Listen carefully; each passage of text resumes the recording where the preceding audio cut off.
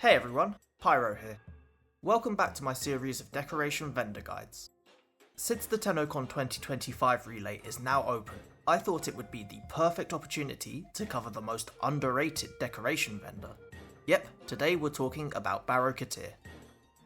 Baro sells a wide variety of items in exchange for ducats and credits. Of course, most players will be interested in the powerful primed mods, prisma weapons, exclusive relics, and so on. And there'll be 100 Warframe YouTubers going through all that and giving you recommendations for what to prioritise.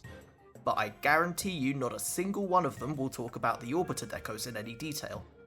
So that's why I'm here. Before I begin though, I want to make something 100% clear. You do not need to spend money on the TennoCon digital pack in order to access Baro's items.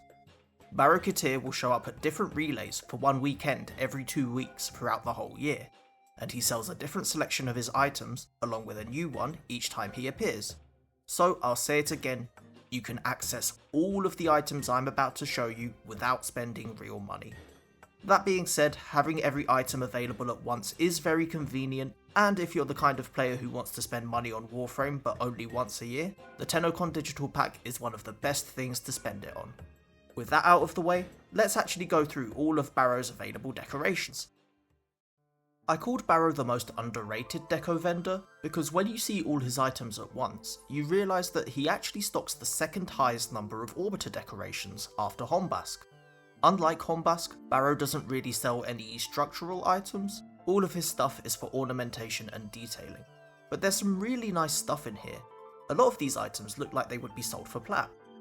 For your convenience, I've put the items into a few different groups.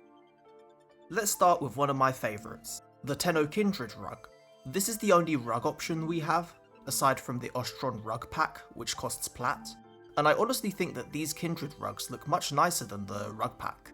If your floor is looking a bit empty and needs some visual interest, this is a perfect option that will fit in most build themes. Speaking of better options to use instead of plat items, we've got the Clothark planter. Unlike the other floating plants you can buy from the market, this one doesn't bob up and down, so it's more suitable for putting inside a pot. Moving on, there's the set of Luxem ornaments. These black and blue items can really make your build feel more luxurious. Most of them have animated moving parts, which you could take advantage of to greeble a sci-fi build, or just use as shelf fillers.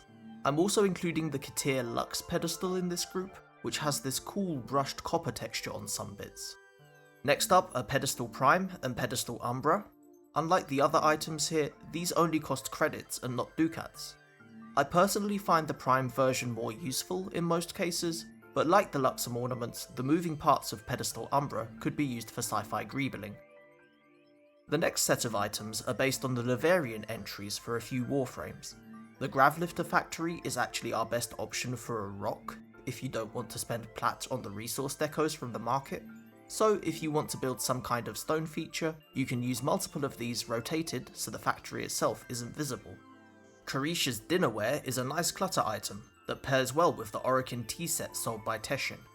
The Reshantur Child's Tablet is an easy way to cover a flat wall, and the black texture on the underside is also useful for building. In my back room I used one of these upside down to widen the navigation table. For some reason TennoCon Baro forgot to bring this one this year, but it is supposed to be a part of his inventory, so hopefully it will show up at some point this year. The Telemon Dance of Death is this very unique bust, another great shelf filler. The Secret History replica is perfect for ornamentation and filigree with its gold edges and blue screen. The Aged Claret of Danas is another great table or shelf filler to add some class to any build. Finally, for this set of items, Bekranzaft's equipment is just a bucket and mop. I have precisely zero interesting things to say about this one, so let's just move on. Now let's move on to the various fighter decorations. These are miniature models of some Railjack ship enemies, 3 Grineer variants and 3 Corpus variants. The Grineer fighters are unique in that they are the only Orbiter decorations to feature fire in a regular orange colour. I've taken advantage of this to build a Bunsen burner in my back room. On the other hand, the Corpus fighters have these white holographic projections, which are perfect for greebling control panels and other sci-fi builds. Next up, we have bronze busts of a Kavat and Kubro. Again, these make great shelf fillers. and the Ordis Reified statue is another nice clutter item.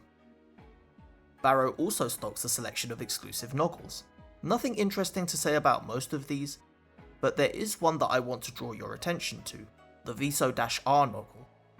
This item is one of the only decorations that actually casts light, so you can use it to add a blue glow to parts of your build. Of course, he also has a selection of floofs, including the absolutely adorable Desert Skate floof. Seriously, how does an enemy this ugly get a floof that's so cute? Next up, we have the Archwing Articular, which lets you display one of your loadouts with any of your Archwings equipped. Like the other Articulars, this one uses 100 decorating capacity instead of the usual 5, so you are sacrificing 20 other decorations for each one of these you place. Moving on, we've got a range of posters and displays. Most of these are fixed to one image, but the Argyle display lets you choose an image to use, just like the various displays you can buy from the market.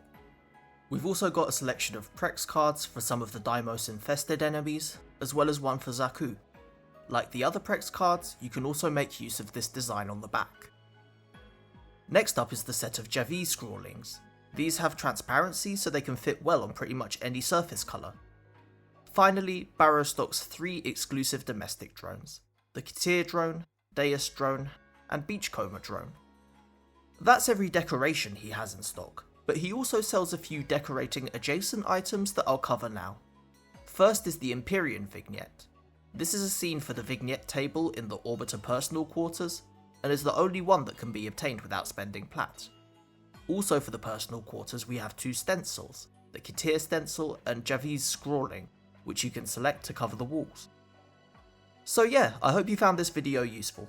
Baro's TennoCon relay will stay open until July 26th, but like I said at the start, you can still access these items throughout the year whenever he shows up once every 2 weeks.